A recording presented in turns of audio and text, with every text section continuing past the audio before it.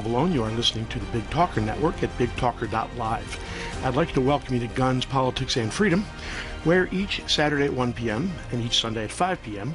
we give you the ammunition to better defend your gun rights. I'd also like to thank our sponsor, Hyatt Guns, America's largest gun shop. Check them out at HyattGuns.com. In case you aren't familiar with me, I direct Grassroots North Carolina, or GRNC, since 1994, our state's most effective gun rights organization. As its director, I was involved in drafting and passing our original concealed handgun law. Since then, GRNC has gone on to engineer passage of concealed handgun reciprocity, our purchase permit bypass, Castle Doctrine and Stand Your Ground, the expansion of concealed carry into state, and municipal parks, restaurants, public assemblies, educational properties, and much more. Grassroots North Carolina is exactly what the name implies, a grassroots collection of volunteers from all walks of life who share a common concern that our constitutionally guaranteed freedoms are being eroded. Check us out at grnc.org. That's grnc.org. If you're like many conservatives, you're probably still scratching your head and wondering where that red wave disappeared to. Well, as I will explain shortly, we in North Carolina actually did quite well in this election. Other states, not so much. In fact, many conservatives are now saying it's no longer possible to have a fair election in the United States. And that's the question we will examine later in today's show. Is the left stealing elections? And if so, how? And what can be done about it? But first, this just in gun rights news. As you may have heard, the People's Republic of Oregon has passed yet another draconian gun bill by ballot initiative, this time ballot measure 114. FYI, only 6 of the state's 36 counties supported 114, with, of course, the radical leftists of Portland right out there in the lead.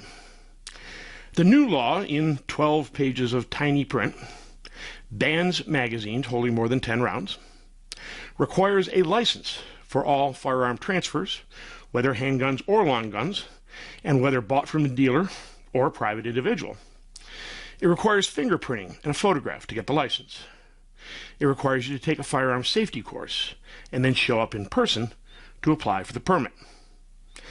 The good news is that Oregon sheriffs almost uniformly oppose the law, calling it unconstitutional, saying they don't have the resources to process applications for these licenses, and with at least 5 sheriffs saying they will not enforce the probably unconstitutional magazine ban.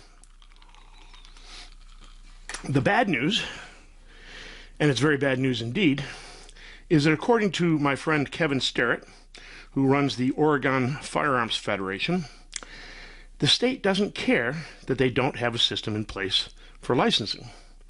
Instead, they have every intention of implementing it on December 8th, which is 3 weeks earlier than previously advertised, guaranteeing that for some indeterminate time, Oregonians will not be able to purchase, trade, or even inherit firearms. OFF is planning litigation and a preliminary injunction against the law, and they need your financial help. Go to OregonFirearms.org. Again, that's OregonFirearms.org. Fortunately, in the midterm elections here in North Carolina, gun voters won big. In Tuesday's biggest election victory, North Carolina gun voters are sending Ted Budd to the United States Senate to replace retiring Rhino Richard Burr. As a gun shop owner and a strong Second Amendment supporter, Budd will be a considerable asset in the Senate. Equally large were gun voters' judicial victories, where we made a clean sweep of North Carolina Supreme Court and North Carolina Court of Appeals races. Thanks to victories by strong constitutional conservatives Richard Deitz and Trey Allen, Republicans now control the North Carolina Supreme Court by a 5-2 margin, something that will serve North Carolinians well as we continue to struggle over redistricting and our as-yet implemented voter ID law. Conservative judges will also continue to control the North Carolina Court of Appeals. We also did well in congressional races, despite having a partisan, Democrat-led, at that time, North Carolina Supreme Court, which threw out and essentially redrew congressional districts, robbing us of 3 congressional seats for conservatives for a midterm election in which only a handful of seats decided control of the U.S. House. Regardless, we were still able to send Chuck Edwards to the U.S. House in District 11. Edwards is a strong Second Amendment advocate who has been a considerable service to gun rights supporters in the North Carolina General Assembly. And speaking of the General Assembly, in General Assembly races, gun voters achieved a super majority in the North Carolina Senate with 30 seats and 71 seats in the North Carolina House, just one seat shy of a supermajority. All of this gives us a chance to override Cooper vetoes on gun bills. Here, too, our Political Action Committee, the GRNC Political Victory Fund, was highly successful, winning 8 of 10 targeted Senate races and 10 of 16 targeted House races. Overall, our Political Action Committee targeted 34 races and won 27. It's a pretty good record. Anyway, individual wins. The GRNC Political Victory Fund was able to return Buck Newton to the North Carolina Senate, where he had previously been a stalwart sponsor of gun rights legislation, and we were able to defeat Christy Clark in Mecklenburg County. You may remember that Christy Clark previously served in that seat after defeating John Bradford in a past election. Well, we threw her out in the last election cycle. We kept her out this cycle because she was one of Michael Bloomberg's Moms Demand Action gun ban advocates. So success there as well. With GRNC and the GRNC Political Victory Fund, our effort included more than 1.7 million Ted Budd ads delivered to mobile devices via sophisticated geofencing applications, nearly 1 million email election alerts sent for North Carolina General Assembly candidates and judicial races, 150,000 Remember in November voter guides, with 120,000 mailed directly to voters, 60,000 GRNC Political Victory Fund postcard election alerts into targeted legislative and judicial races, 98,000 peer-to-peer text messages in targeted North Carolina General Assembly and congressional races, and 20,000 automated telephone alerts into those legislative and judicial races. After the election, I delivered the following statement, which ran in a variety of gun-related news sources. I said, quote, "I am deeply grateful to the many volunteers who made our victories possible. As an all-volunteer organization, GRNC is able to get more bang for the buck when doing independent expenditures for and against candidates, allowing us to better shape a political environment conducive to gun rights. Now, GRNC is calling upon Republican leadership to acknowledge the gains given them by gun voters by passing an aggressive Second Amendment legislative agenda.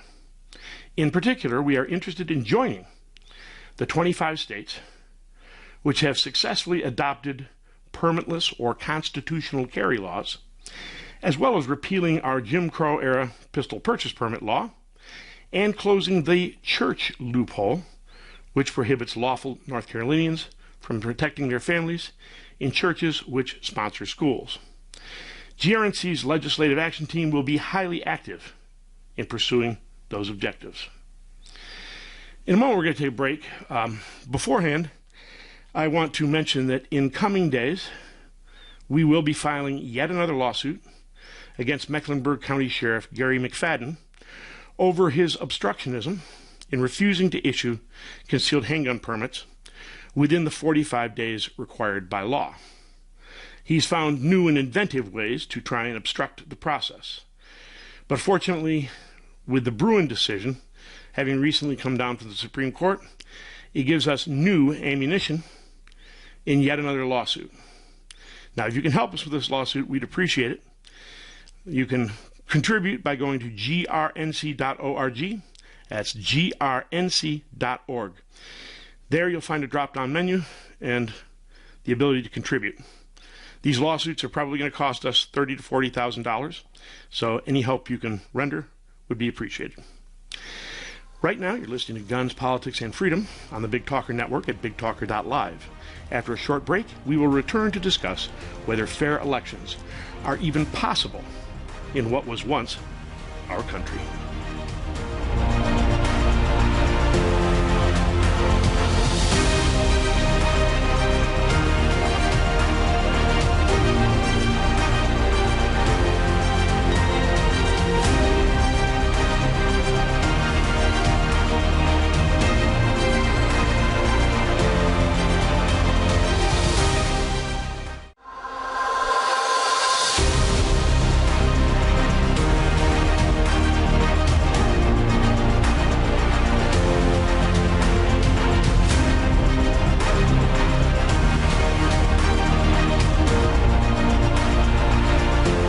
My name is Paul Vallone. You are listening to Guns, Politics, and Freedom today on the Big Talker Network at BigTalker.live. Our show is sponsored by Hyatt Guns, America's largest gun shop.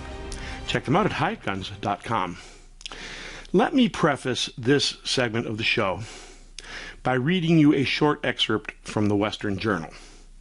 And I quote, "The Fifth U.S. Circuit Court of Appeals overruled a Texas federal district court judge Monday, ordering the release of True the Vote leaders Catherine Engelbrecht and Greg Phillips from a Houston prison. Last week, U.S. District Judge Kenneth Hoyt ordered that the pair be held for at least a day or, quote, until they fully comply with the court's order. Hoyt wrote, Engelbrecht and Phillips have refused to tell the court information the judge has ordered them to produce concerning election software company Konnech, according to the Texas Tribune. True the Vote claimed information on poll workers was being stored in servers in China and made other allegations against the company and Konnech chief executive Eugene Yu. Konnech sued them, saying the claims are false and that the company was defamed, according to the Washington Post.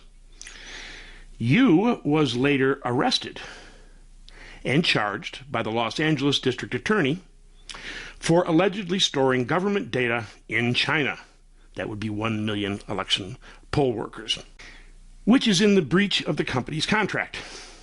LA officials reportedly received their initial tip regarding Yu from Phillips, the Post-Millennial reported. So let's see what we have here.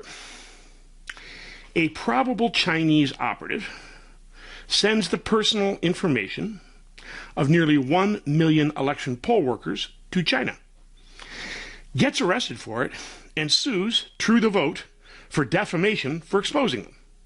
Then, a U.S. District Court judge holds them in contempt for refusing to name the whistleblower who exposed the Chinese election tampering on the grounds that the whistleblower would be doxxed and harassed if they released it. Such is the nature of elections in modern America, and let's spell that America with a K. In a moment, we'll talk about how True the Vote is working for honest elections in the U.S. and how the federal government, under Obama and now under Biden, has harassed them, starting with Lois Lerner and Obama's IRS denying True the Vote tax-exempt status back in 2012, 2013. And then following up with IRS audits, FBI raids, even BATFE raids, and more recently, with what I understand are more or less yearly IRS audits. Now, according to the left, I am an election denier because I have the audacity to question the integrity of recent elections. You see, leftists shut down serious discussion of any topic they deem inconvenient by branding someone a denier of what, by implication, must obviously be true, and that both marginalizes the speaker and closes debate. Now, I should note in my book, Rules for Anti-Radicals, as well as in my seminars, I counsel against using leftist lexicon like gun violence and social justice because language controls the debate. But after 2 elections with improbable results, it's time to take a hard look at whether elections in the U.S. are or can ever be fair and honest. That is, of course, counter to the media narrative insidiously slipped into the public consciousness by all the usual suspects as they casually reference Donald Trump's lies about the 2020 election and our baseless and disproven, their words, claims of election fraud. So, was there election fraud in 2020? Well, while it's true that Sidney Powell never proved her claims about systematic manipulation of votes by Dominion Voting Systems machines, any open-minded person who saw Dinesh D'Souza's documentary 2,000 Mules understands that dark money nonprofits hired more than 2,000 ballot mules in key battleground states to illegally harvest and stuff absentee ballots into unmanned drop boxes. True the Vote used cell phone geo-tracking, photos, and whistleblower testimony to prove the ballot mules were hired to harvest ballots, even taking cell phone pictures of themselves dropping ballots into boxes in order to get paid.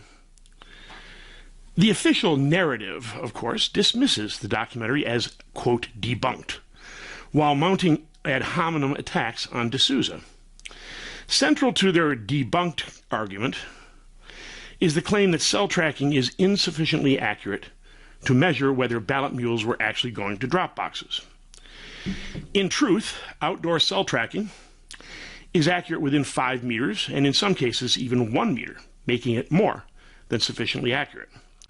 Particularly given that True the Vote factored in pattern of life movement of the ballot mules prior to the election, and even tracked them from drop boxes back to the nonprofits paying them. And by the way, many of these mules also frequented areas of rioting prior to the 2020 elections. Can you say Antifa? Sure you can. The question becomes, whose absentee ballots were being stuffed into drop boxes by the ballot mules? Before answering that, let's take a look at some backgrounds, specifically how leftists treat elections. Joseph Stalin once said, and I quote, "I consider it completely unimportant who in the party will vote or how. But what is extraordinarily important is this: who will count the votes and how." We don't live in the Soviet Union, at least not yet. Unlike Uncle Joe Stalin, our own Uncle Joe lacks central control over elections, thank God. The Heritage Foundation documents 1,384 proven instances of voter fraud, resulting in 1,191 criminal convictions. But beyond the usual bastions of corruption, think Philadelphia, lack of central control makes massive election fraud problematic.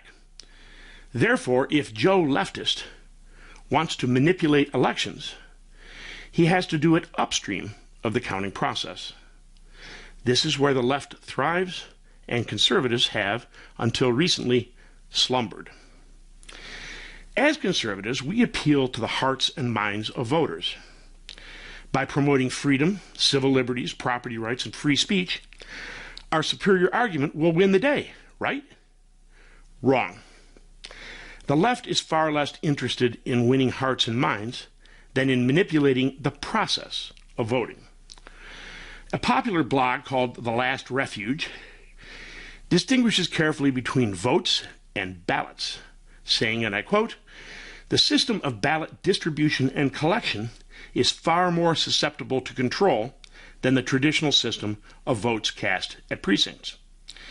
A vote cannot be cast by a person who is no longer alive or who no longer lives in the area. However, a ballot can be sent, completed, and returned regardless of the status of the initially attributed and or registered individual." Leftist attempts to hijack the election process include litigating against voter ID laws by claiming them racist. In 2018, North Carolina voters passed ballot initiative for a constitutional amendment requiring voter ID, which remains unenforced thanks to leftist legal challenges. Now, in this Orwellian era of the Real ID Act, There can be no rational argument against voter ID except one: perpetuating voter fraud. Then they go litigate against political districts. Eric Holder, in his National Democratic Redistricting Committee and its Sue Till They're Blue campaign, litigate against political redistricting, but only in red states.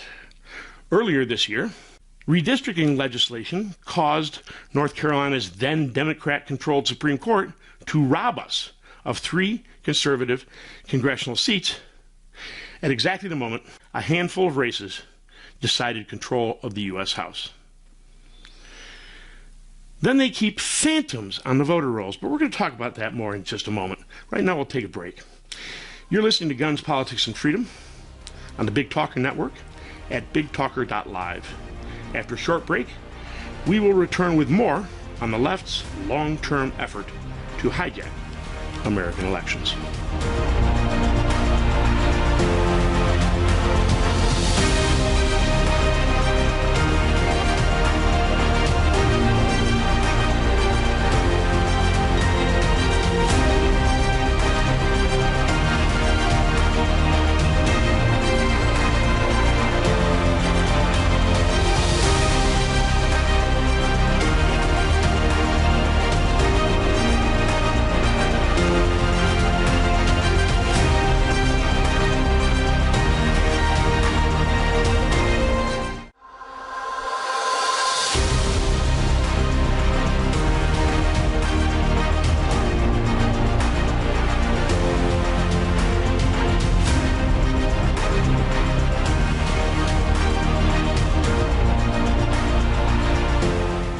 My name is Paul Vallone. You are listening to Guns, Politics, and Freedom today on the Big Talker Network at bigtalker.live. Our show is sponsored by Hyatt Guns, America's largest gun shop. Check them out at hyattguns.com. Now, before the break, we were discussing the left's continuing attempt to hijack American elections in their quest for power.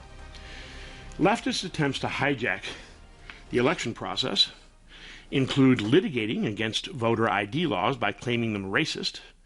In 2018, North Carolina voters passed a ballot initiative for a constitutional amendment requiring voter ID, which remains unenforced to this day, thanks to leftist legal challenges. Or litigating against political districts. Eric Holder, his National Democratic Redistricting Committee, and its Sue Till They're Blue campaign litigate against political redistricting, but only in red states.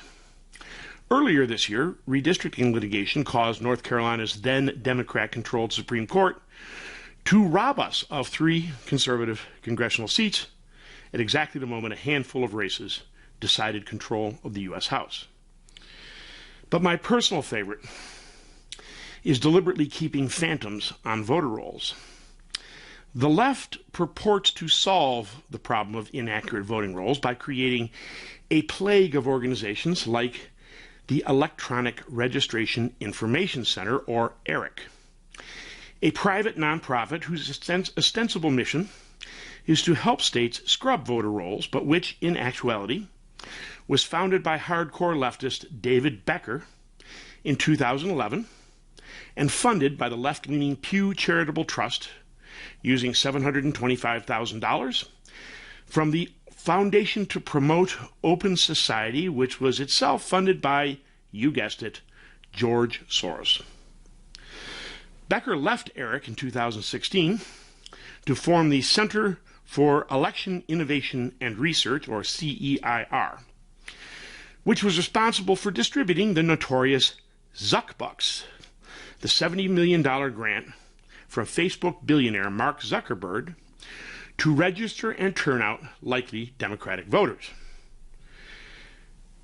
Said the Capital Research Center, and I quote, CEIR shifted tens of millions of dollars to election officials in 23 states for, quote, urgent voter education assistance, promoting mail-in ballots, including the battleground states of North Carolina, Arizona, Georgia, and Pennsylvania.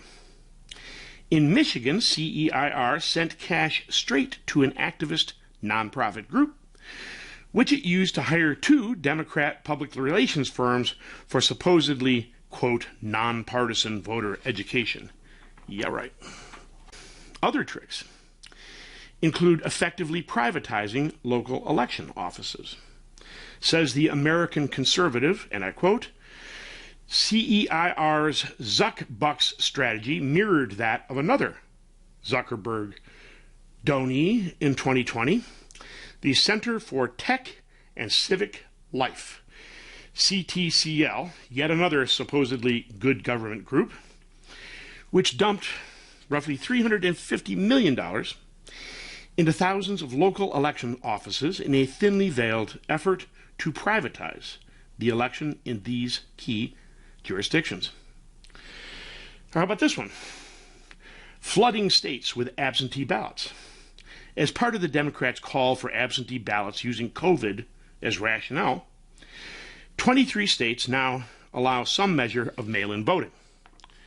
In at least 8 states, California, Colorado, Hawaii, Nevada, Oregon, Utah, Vermont, and Washington, all registered voters are mailed absentee ballots, effectively flooding the state with ballots mailed to voters who are dead, have moved, have declared UPS stores or RV parks or vacant lots as their residence, might be voting in multiple states or are otherwise ineligible.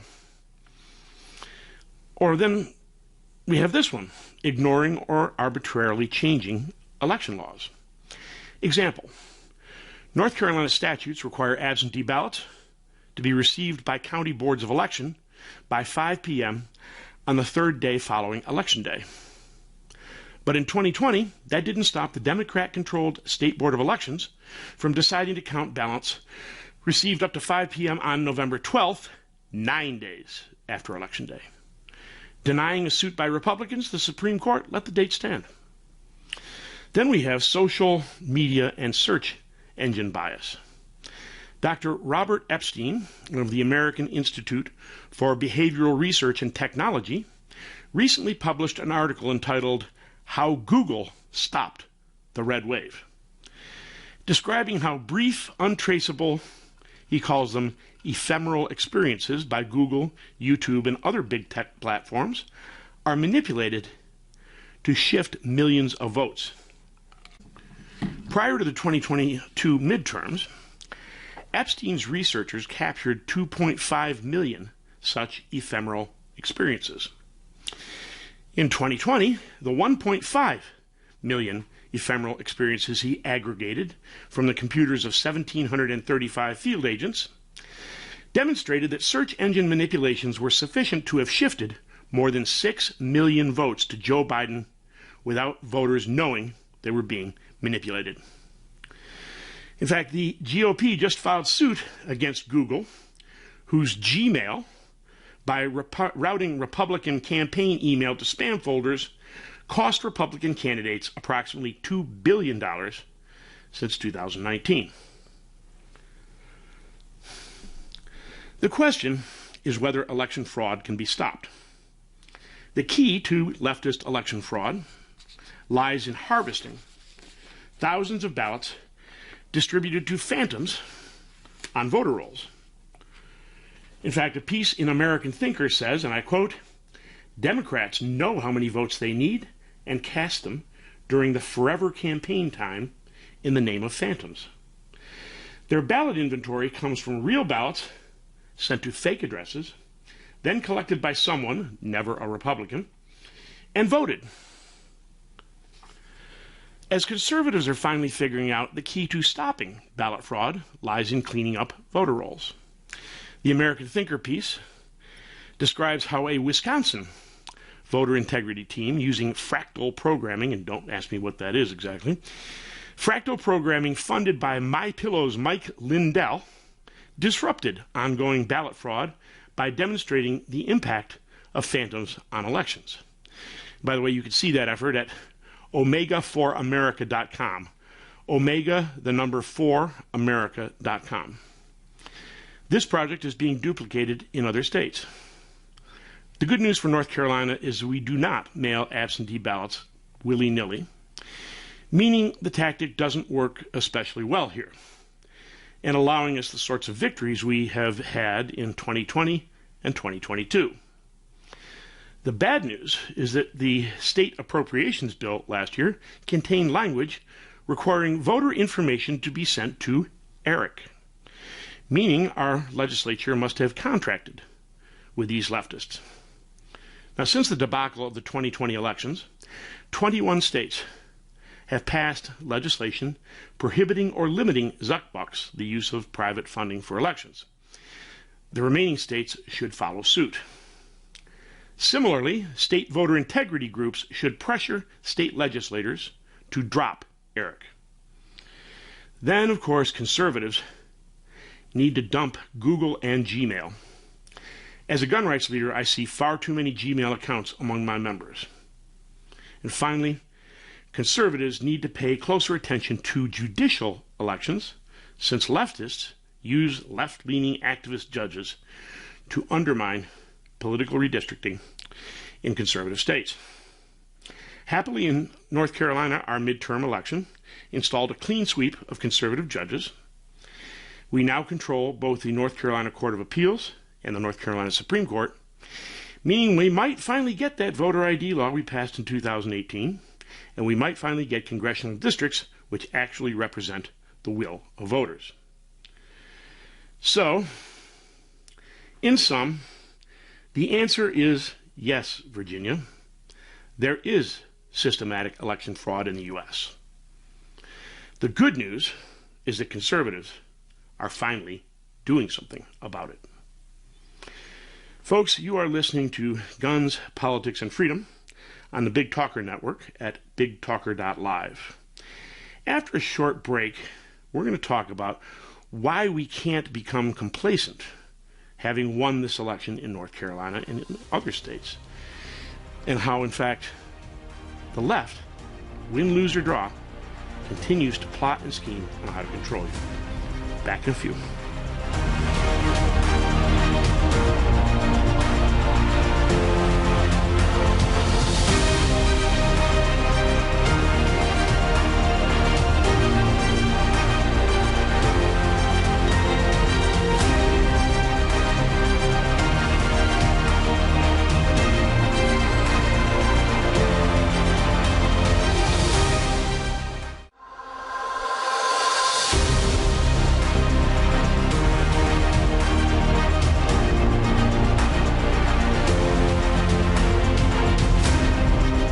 My name is Paul Vallone. You are listening to Guns, Politics, and Freedom today on the Big Talker Network at bigtalker.live. Our show is sponsored by Hyatt Guns, America's largest gun shop. Check them out at hyattguns.com. As we discussed earlier, North Carolina gun voters won big on November 8th. That does not mean, however, that we can relax. Gun control leftists are not going away. And their agenda has most certainly not changed. Camouflaged, perhaps, but not changed. As I've said many times, one of our flaws as conservatives is that when we win an election, we go back to spending time with our families, mowing the lawn, watching football. Why? Because we don't want to control others. We just want to be left alone. Not so the left. What they seek is power and control. And that means win, lose, or draw after any election, they continue plotting and scheming for better ways to control you. The other thing we always have to remember is that the left creates problems, like skyrocketing crime, for example, in order to solve them. This is straight out of the Saul Alinsky playbook. Alinsky said, and I quote, "The first step in community organization is community disorganization. The disruption of the present organization is the first step toward community organization. Present arrangements must be disorganized if they are to be displaced by new patterns. All change means disorganization of the old and organization of the new." Translated, in order to create the great socialist utopia they dream of, they must first destroy the existing society. At least at leadership levels, none of this is an accident. In fact, our old friend Braden Langley of Langley Outdoors Academy on YouTube noticed something interesting the other day. Namely, that two states almost simultaneously introduced very similar gun control agendas. The two states are Michigan and our own North Carolina. Both, of course, with Democrat governors leading the charge. Now, understand that it's common for gun control organizations to draw up boilerplate legislation or reports and then shop it in various forms, depending on what they can get away with in a given state. And that's what we're seeing here. In Michigan, Governor Gretchen Whitmer is pushing for a more hardcore agenda, including a mandatory gun storage law very similar to our own. You see, North Carolina's mandatory gun storage law passed back in 1993, before Grassroots North Carolina came into existence. I assure you it never would have passed on our watch.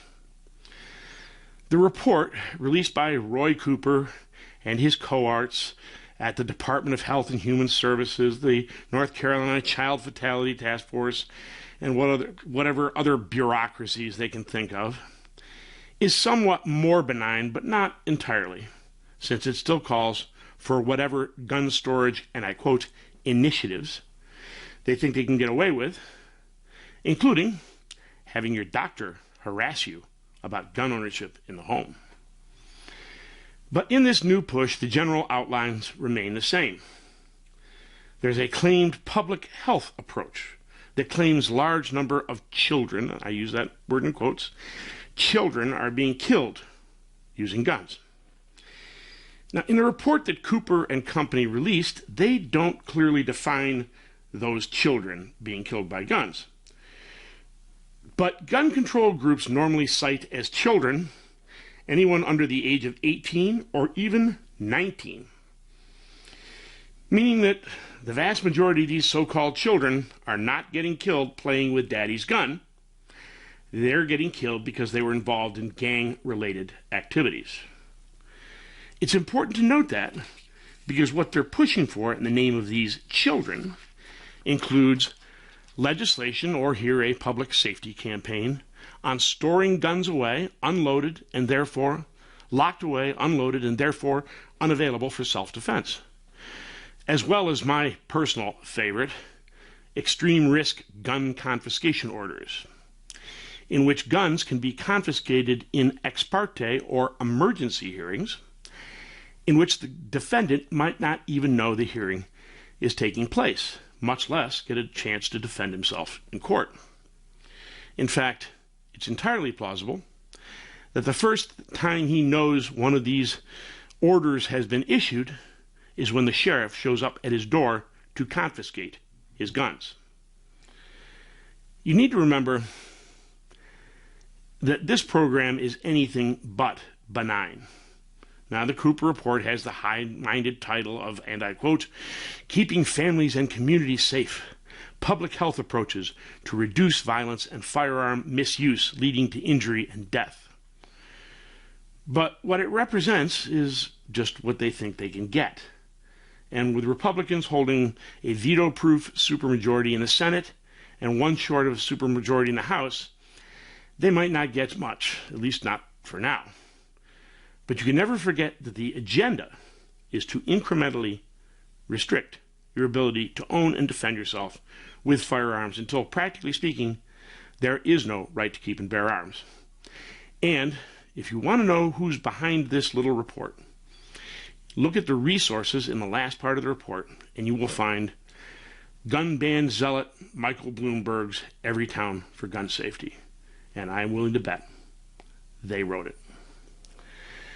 Now, for a little shameless, self-promotion. With Christmas coming up, I suggest that this year you give your family and friends the gift of freedom, namely freedom from being controlled by the left. As you may know, I've drawn on my 28 years of gun rights leadership by writing a book to empower conservatives, too often bludgeoned into silence by the left. That book is Rules for Anti-Radicals, a practical handbook for defeating leftism.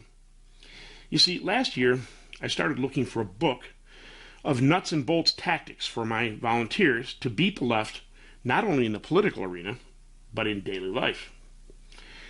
I found books on Marxism.